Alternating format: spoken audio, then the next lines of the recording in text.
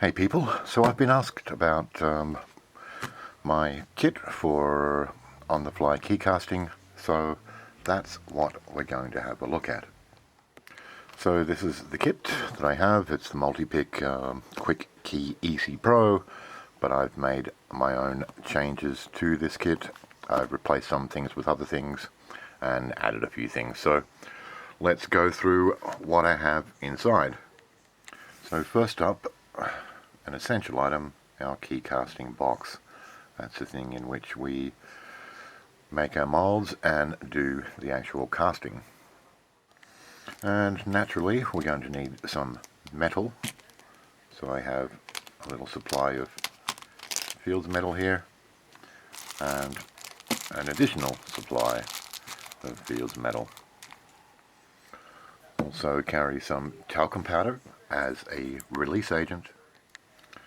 So carry these two small ingot molds that I made for reclaiming some metal and basically making these small ingots, which are each of them is basically enough to do a single key. I also carry a ladle in which to melt the metal, a butane torch, naturally used to apply the heat to the metal.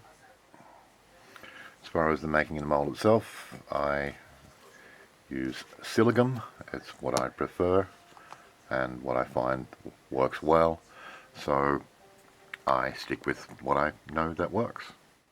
Also carry a small round bit of metal for rolling out the putty once it's in the mold, so I can get a nice clean and flat surface upon which to make a good impression. I also have a brush that I use to spread out the talcum powder so I don't have too much built up.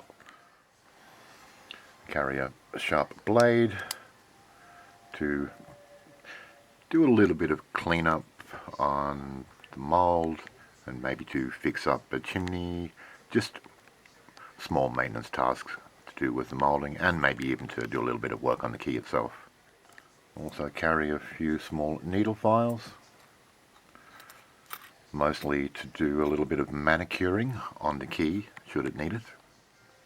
And carry a little poking device, which if I was using clay I would use that to make a chimney, but in general sometimes it's nice to have a strong bit of metal you can use to poke away at things with. And I also carry kind of stretched out, straightened out, but slightly bent paperclip, and I tend to use that with the Siligum just to be able to quickly and easily make a chimney to help allow fumes, or rather gases, to escape.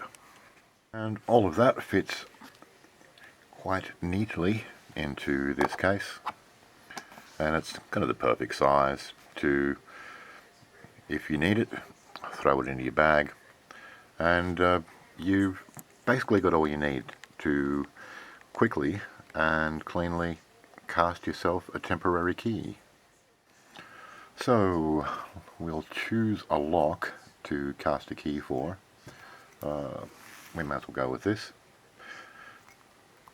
Something semi-interesting. That's an Abloy 321, and the key for that is here. So as you can see, it is an Abloy Classic. So we're going to be using Siligum. So it's a two-part silicone molding putty. So I'm going to measure out 2 equal amounts, enough to basically just fill the mold. So we'll get roughly what's needed to fill one side, and the same for the other. It's kind of a convenient way of measuring out, so you're not using any more than what you actually need. Just doing it roughly at the moment, so that should basically be enough material for us to work with. Okay, so I'm going to take our 2-part moulding putty and quickly knead it together to get a nice clean mix. I don't believe that you can over mix this stuff. It does mix fairly quickly. Just mix it till there's no swirly patterns in it and it's a nice uniform colour. As you can see, we basically have that now. So we'll split it into basically 2 parts and we'll try to work as quickly as possible to try and get this mould casting box full of our moulding compound. It sets fairly swiftly, so we don't want to take too long to do this.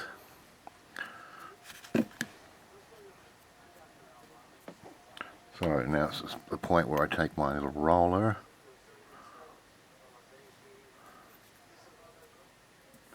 and try to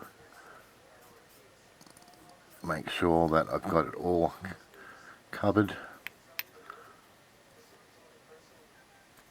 and it's all neat and flat and clean, and I've got no bits overhanging on the edge.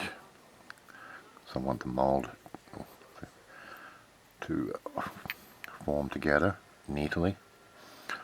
So having done that much, we will take a little bit of talcum powder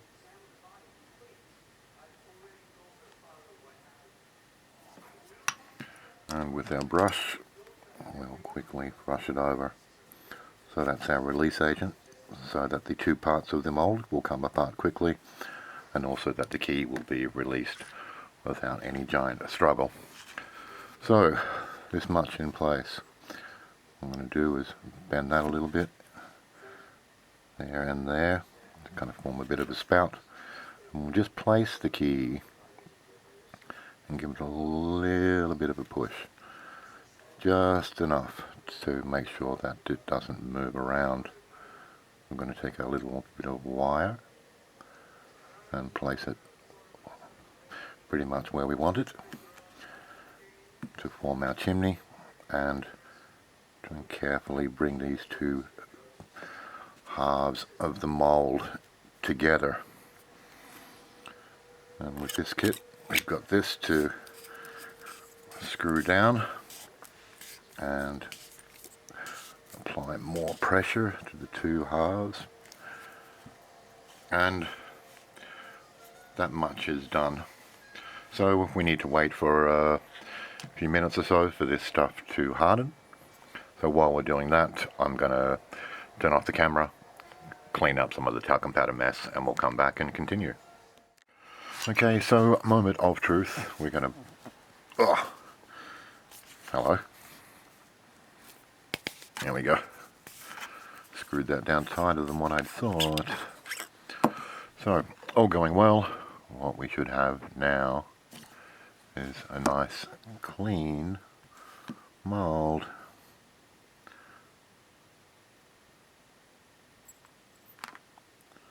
And it would appear that we do. So next step, we're going to get some hot metal going. Actually, as I look more closely while loading this stuff, I see that there's a slight problem with my chimney. So I'm going to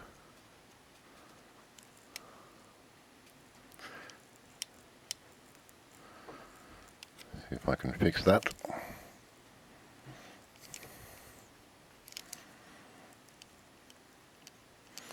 I want the gases to be able to escape. So a blockage down here is not so helpful. Alright, do the same with this one.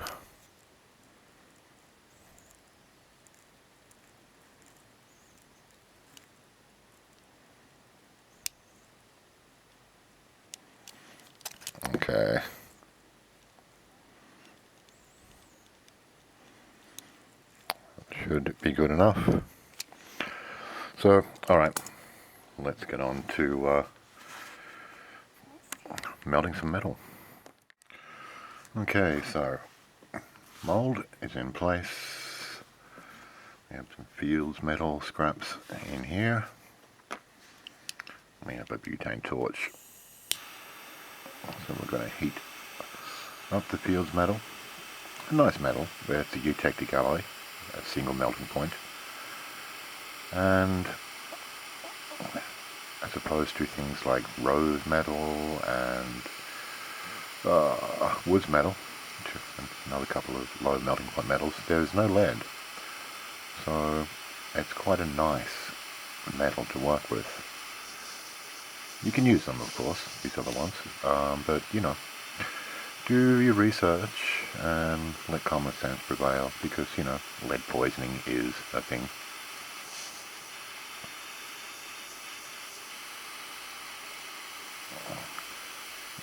Jiggling this around a little bit to watch its behaviour and make sure it's nice and liquid, nice and flowy before I think about pouring it into the mould. I'll bring it closer while I'm still heating.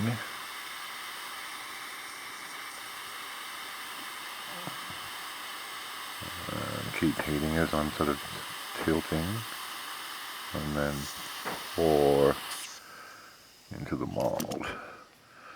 And take a little ingot mould here, pour the excess out into there. So now it's really simply a task of trusting that our mould is good, that our little chimney is working, and just waiting for a few minutes for this stuff to cool down and harden. So I won't keep you sitting there waiting for this to happen. I'll just turn the camera off and come back in a couple of moments to see how well, or how bad, this has actually gone. Okay, so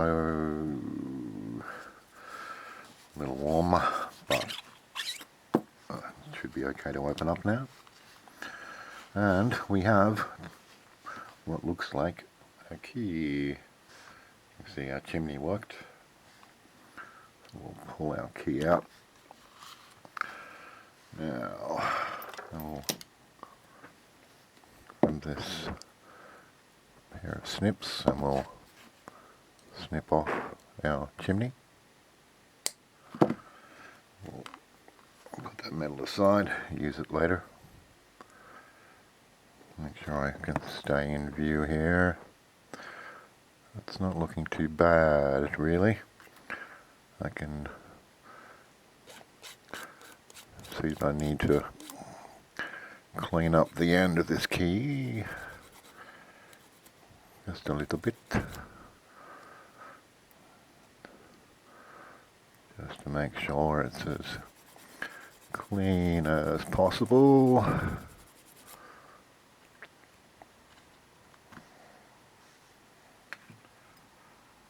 So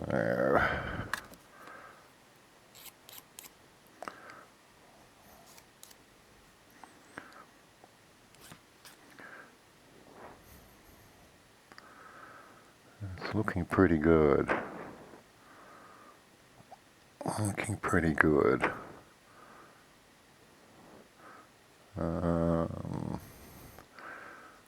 Just gonna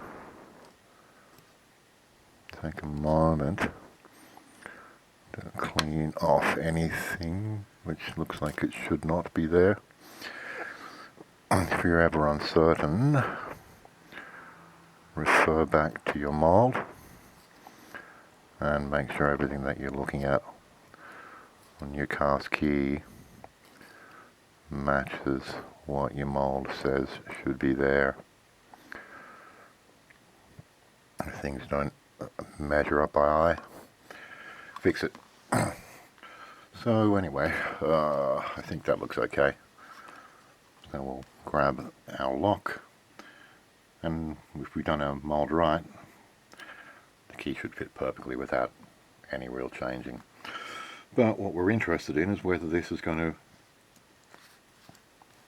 work. And as you can see, it works perfectly. Smooth. Can't ask for anything better than that. So there we have it. Success. So there you have it. That's basically how easy it is to make a mold of a key using a product like Siligum, and to cast yourself a working key with a low melting point metal like our trusty Fields metal. At this point, I guess I'll hand it over to you. If you have any questions, by all means fire them at me and I'll see what I can do about helping you out. But with all that said and done, it's, what are we at? A little bit past 4 AM. I should prepare for the morning because it's not far away. So peace and respect to one and all. Be good, be well, and I'll see you another day. Bye for now.